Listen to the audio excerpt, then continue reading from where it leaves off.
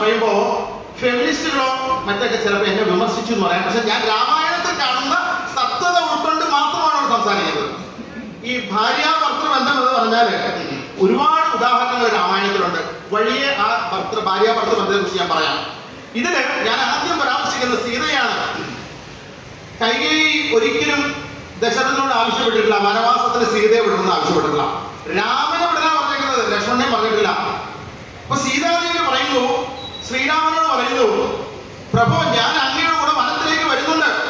അപ്പൊ അവിടെ ഒരു കാര്യം മനസ്സിലാക്കണം, രാമൻ എന്നത് സ്വാർത്ഥമതിയല്ല. എനിക്കൊരു കാര്യം സീത ഇനി വനത്തിലേക്ക് പോ, എനിക്ക് വേണ്ട കാര്യങ്ങളൊക്കെ ചെയ്യും, ഒരിക്കലും പറഞ്ഞിട്ടില്ല. രാമൻ എന്ന വ്യക്തി പറഞ്ഞത് ഭാര്യയോടുള്ള സ്നേഹവും ഭാര്യയോടുള്ള കരുതലും കൊണ്ട് രാമൻ പറഞ്ഞത് ഭവതി വരരുത്, കാനനമാണ്, രാക്ഷസന്മാരുണ്ട്, അവിടെ ശത്രുക്കളുണ്ട്, പലവിധ പ്രശ്നങ്ങളുണ്ട്. ഈ അന്തപുരത്തില് പട്ടുപത്തയില് ഉറങ്ങിയിരുന്ന ഭവതി എവിടെ വന്നാൽ ഒരുപാട് ബുദ്ധിമുട്ടുന്നുണ്ട്. ഇതൊന്നും സഹിക്കാൻ ഭവതിക്കാവില്ല, വരരുതെന്നാണ് രാമൻ സീതയോട് പറഞ്ഞത്.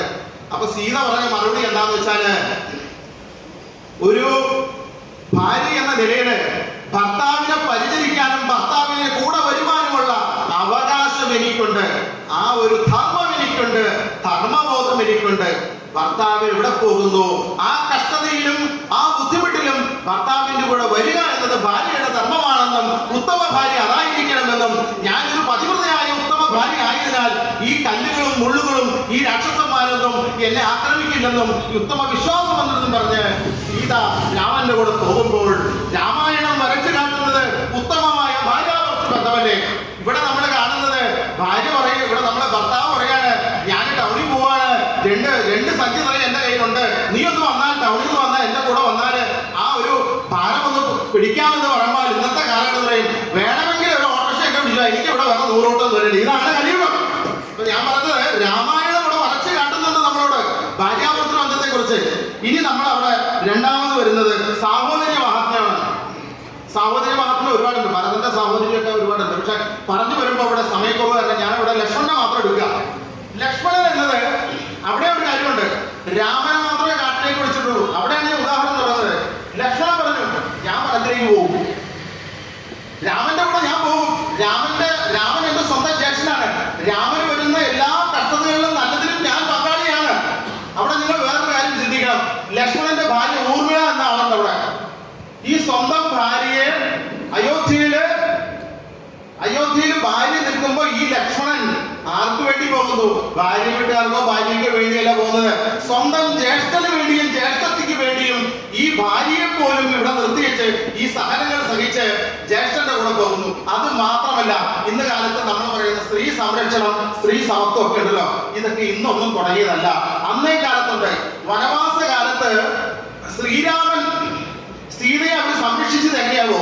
വനത്തിലൂടെ നടന്നു പോകുമ്പോൾ മുന്നിൽ ശ്രീരാമൻ പോകും, നടുവിൽ സീത, പിന്നില് ലക്ഷ്മണൻ.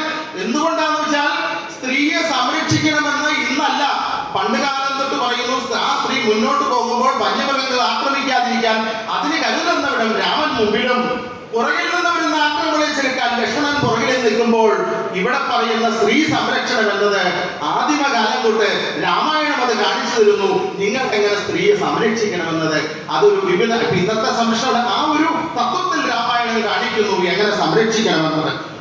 അത് ഞാൻ ഈ ലക്ഷ്മണന്റെ സാഹോദര്യത്തെ പറയണേ ഒരുപാടുണ്ട്, പക്ഷെ അതിന്റെ ഒരു ഉദാഹരണം മാത്രം പറഞ്ഞു. പിന്നെ അടുത്ത് സമസൃഷ്ടി സ്നേഹം. വാൽമീകി തുടങ്ങുന്നത് തന്നെ അങ്ങനെയല്ലേ, ഒരു ക്രൗഞ്ചപക്ഷിയെ വേടൻ അമ്മ ചെയ്യുമ്പോൾ വാൽമീകി പറയുന്നുണ്ട് അതിനെ നിങ്ങൾ വേട ചെയ്യുന്നത് തെറ്റല്ല, അമ്മ ചെയ്യുന്നത് തെറ്റാണെന്ന്. അതായത് ഈ ഭൂമിയിലെ മനുഷ്യൻ മാത്രമല്ല ബാക്കി എല്ലാ ജീവജാലങ്ങളെയും നിങ്ങൾ സംരക്ഷിക്കണം, ഉപദ്രവിക്കരുതെന്ന് രാമായണ ശ്രമം തുടങ്ങുമ്പോൾ തന്നെ പറയുന്നുണ്ട്. ഈ ശ്രീരാമനും അതുപോലെ തന്നെയാണ്, എല്ലാ ജീവികളോടും ശ്രീരാമൻ അനുകമ്പയുണ്ടായിരുന്നു. രാമായണം പരിശോധിച്ചാൽ നമുക്കത് കാണാൻ കഴിയും. അടുത്തത് നമുക്ക് പ്രജാക്ഷേമ തൽപരത. ഇന്നത്തെ കാലഘട്ടത്തിൽ പറയാൻ കൊള്ളില്ല. പ്രജകൾ, അതായത് ഇന്ന് നമ്മുടെ ജനങ്ങൾ, ചില സിനിമയിലൊക്കെ പറയും പ്രജകൾ, സുരേഷ് ഗോപിയുടെ സിനിമ പ്രജകൾ